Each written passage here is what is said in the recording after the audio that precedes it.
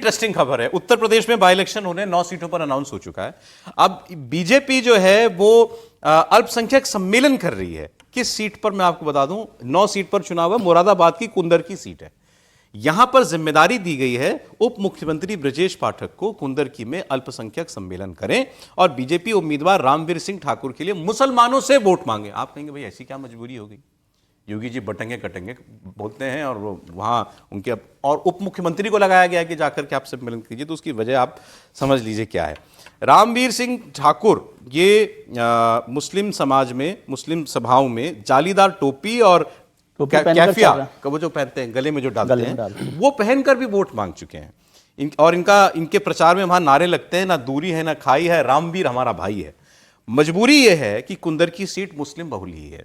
यहां करीब 3,95,000 वोटर हैं, उनमें से करीब 2,40,000 यानी 2.5 लाख, 4 लाख मोटा मोटा समझे, 4 लाख में से 2.5 लाख वोटर मुसलमान है। तो क्या करें भाई, बीजेपी मजबूरी है। सीट 1993 से आज तक कभी जीत नहीं पाए, उसकी वजह यही है। और इसीलिए यहां पर उनको लगाया गया कि भाई अब जाकर के मजबूरी, जीतनी है सीट तो मुसलमानों का वोट तो आपको लेना ही पड़ेगा। तो इसीलिए मुसलमानों के बीच में सम्मेलन करने की जिम्मेदारी जो है वो ब्रजेश पाठक जी को दी गई है। रुचि हमारी सहयोगी जुड़ जाएं मेरे साथ इस विषय पर। जी हाँ, जुड़ गई तो वो और डिटेल आपको दे सकती हैं। रुचि बताएं, उप मुख्यमंत्री मुसलमानों से वोट मांग रहे हैं। बिल्कुल, क्योंकि बीजेपी को यह लग रहा है कि बिना मुस्लिम वोट के कुंदर की सीट जीतना उनके लिए काफ़ी मुश्किल का होगा, क्योंकि 60% से ज़्यादा वहाँ मुस्लिम वोटर है। और बीजेपी की कोशिश यही है, वैसे तो आप जो 9 सीट्स पे चुनाव हो रहे हैं, सीसामऊ में भी मुस्लिम वोट है 40% से ज़्यादा, मीरापुर में भी है, लेकिन इतना नहीं है जितना कुंदरकी में है।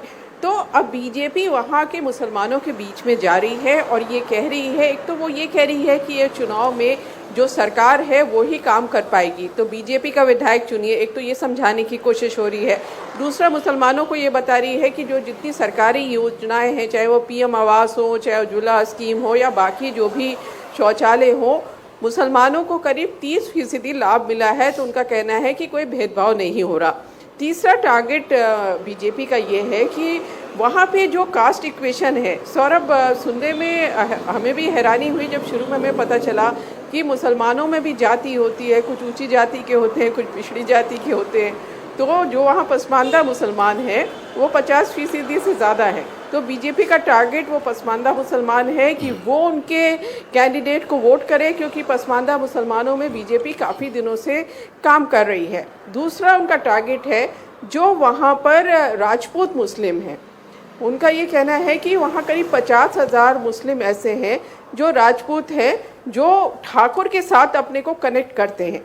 और तीसरी चीज़, वो एक बात और कह रहे हैं कि क्योंकि लगातार वहाँ से तुर्क उम्मीदवार जीतते आए हैं, समाजवादी पार्टी भी तुर्क मुस्लिम पर भरोसा जताती है, तो जो मुस्लिम्स में बाकी कम्युनिटीज़ हैं उनमें एक तरह की नाराज़गी है कि हमारा रिप्रेजेंटेशन क्यों नहीं होता, सिर्फ तुर्क को क्यों उम्मीदवार बनाया जाता है। तो बीजेपी उन मुस्लिम्स पर भी टारगेट कर रही है कि वो बीजेपी के साथ आए।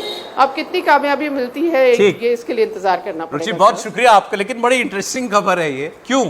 क्योंकि योगी जी अभी वो खुद ही एक जगह पर प्रचार कर ही रहे हैं। यहाँ तो उप मुख्यमंत्री जा रहे हैं और जहां वो गए प्रचार के लिए कटहरी में, वहां उन्होंने कहा समाजवादी पार्टी के लिए कि इनके जो रोल मॉडल हैं वो अतीक, मुख्तार, खान मुबारक, ये इनके रोल मॉडल हैं। अभी आप कहें खान मुबारक कौन है? ये खान मुबारक अंबेडकर नगर का गुंडा हुआ करता था, उसका नाम वहां पर ले लेंगे। ये इनके रोल मॉडल है और वो मुसलमानों से वोट मांगने के लिए जा रहे हैं। जुड़ती हुई खबर है, इसलिए आपको बता रहा हूं। दिल्ली के सराय काले खां चौक का नाम बिरसा मुंडा चौक हो गया है। त्रिपाठी जी, नहीं अच्छा है ये तो, वैसे भी जनजाति। योगी जी की बात सुना दो, योगी जी की बात तो अच्छा है, सुना दी। इस समाजवादी पार्टी के लोग वही हैं जो अयोध्या में राम भक्तों पर गोलियां चलाने वाले लोग हैं। ये लोग कोई भी महाराज सुहेलदेव के स्मारक पे नहीं जाता था, क्योंकि इन्हें भय था कहीं मुस्लिम वोट बैंक खिसक न जाए। ये प्रभु राम की परंपरा को अपमानित करने वाले लोग हैं। ये किसानों के साथ, युवाओं के साथ, नौजवानों के साथ अन्याय करने वाले लोग हैं। ये बेटी और व्यापारी की सुरक्षा में सेंध लगाने वाले लोग हैं। इनको अब आगे बढ़ने का अवसर कतई नहीं देना है, नहीं तो ये लोग फिर इनकी विरासत क्या थी? इनकी विरासत अगर देखना हो तो खान मुबारक ही समाजवादी पार्टी की वास्तविक विरासत है। अतीक अहमद और मुख्तार अंसारी इनकी वास्तविक विरासत है। ये भारत के देवी देवताओं को, भारत के महापुरुषों को सम्मान नहीं देते। तो कुंदरकी का मुसलमान किसकी बात सुनेगा? नहीं, ब्रिजेश जी की बात कुछ सुन सकता है, वैसे भी वो उस तरह से आए हैं तो ब्रिजेश जी के ऊपर सूट करता है अल्पसंख्यक सम्मेलन के लिए। लेकिन दो बातें हैं, एक तो ये कि ये जो आपने अभी नारा बताया कि न दूरी है न खाई है, रामवीर हमारा भाई है, तो ये वाला थोड़ा सा भाजपा को सतर्क हो जाना चाहिए, क्योंकि न दूरी है न खाई है, मोदी हमारा भाई है, खूब नारा लगवाया, और जितना नारा लगवाया कितना वोट मिला ये पूछना चाहिए। काशी में भी जाकर पूछना चाहिए कि नरेंद्र मोदी को कितना मुसलमानों को वोट मिला। लेकिन भारतीय जनता पार्टी इस सीट के लिए किस हद तक जा रही है और क्या क्या प्रयास कर रही है आप सोचिए। एक आईपीएस ऑफिसर है इल्मा अफरोज, वो मुस्लिम लेडी और बड़ी शानदार अधिकारियों में उनकी गिनती होती है। वहां एक कांग्रेस के विधायक की पत्नी की गाड़ी का चालान उन्होंने कर दिया। अब उसके बाद उस महिला आईपीएस ऑफिसर का एक तरह से कहें कि क्या क्या नहीं करने की कोशिश की, झूठी खबरें फैलाई गई, कहा गया कि वो सिर्फ मुसलमानों को गन लाइसेंस दे देती है। वो एसपी थी, अभी वो अपने घर कुंदरकी आई हुई है क्योंकि उनको छुट्टी भेज दिया गया है। तो रामवीर जी कह रहे हैं कि इल्मा अफरोज की लड़ाई अब हम ही लड़ेंगे। तो सिर्फ अल्पसंख्यक सम्मेलन तक मसला नहीं है, गंभीरता से भारतीय जनता पार्टी, लेकिन एक इसका अच्छा कह सकते हैं ना कि भाजपा मुसलमान लेडी आईपीएस अफसर के साथ खड़ी है। अब उधर वो आप कौन सा नाम बताए थे, क्या खान बाबू और क्या क्या? हाँ, मैंने तो बस आप सभी एक मिनट में आ गया। मतलब मैं ये जानना चाह रहा हूँ, हमें तो ये लग रहा था कि बीजेपी ने मुसलमानों को मनाना समझाना छोड़ दिया है लोकसभा चुनाव के बाद, तो अभी ऐसा तो नहीं लग रहा अभी।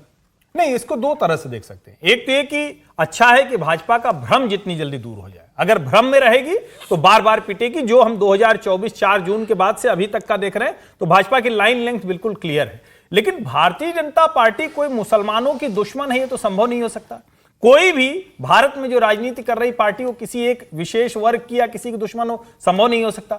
भाजपा अपनी तरफ से पूरी कोशिश करती है, लेकिन यह ऐतिहासिक तथ्य है कि मुसलमान भारतीय जनता पार्टी को बहुत न्यूनतम वोट करता है। वोट करता है, घर वाले नाराज हो जाते हैं। सिर्फ कुंदरकी में ही मुस्लिम वोट नहीं मांगे जा रहे, महाराष्ट्र के अंदर भी मुस्लिम राष्ट्रीय मंच मुसलमानों के अंदर बहुत जमीनी पर काम कर रहा है, मुसलमानों के वोट मांग रहा है।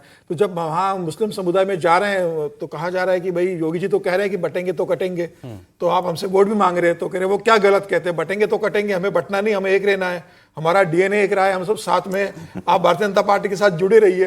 तो मुस्लिम राष्ट्रीय मंच वहां पर मुसलमानों के वोट मांग रहा है, मतलब जमीनी स्तर पर। ये बड़े बहादुर लोग होते होंगे ऐसे, बिल्कुल, और हिम्मत है कि क्षेत्र में जाके वोट इस केस में सौरभ सोचिए कि जब कैंडिडेट ने सोचा होगा तो बीजेपी का जो माइनॉरिटी सेल है उसे कांटेक्ट किया गया होगा, तो उनके पास जो ऑप्शन होंगे, प्रदेश के 3 ही बड़े नेता हैं ना, योगी आदित्यनाथ, केशव मौर्य, ब्रजेश पाठक।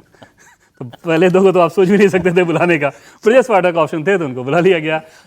फायदा इसमें बीजेपी को ये हो सकता है किसी सीट पे या इस प्रकार की रणनीति से कि मुस्लिम बहुत एग्रेसिवली आपके खिलाफ वोट ना करे तो फायदा हो जाएगा, अन्यथा पक्ष में तो नहीं आना है, उसमें तो किसी को भ्रम बीजेपी में मुझे लगता नहीं। लेकिन आप छोड़ भी नहीं सकते इस तरह से।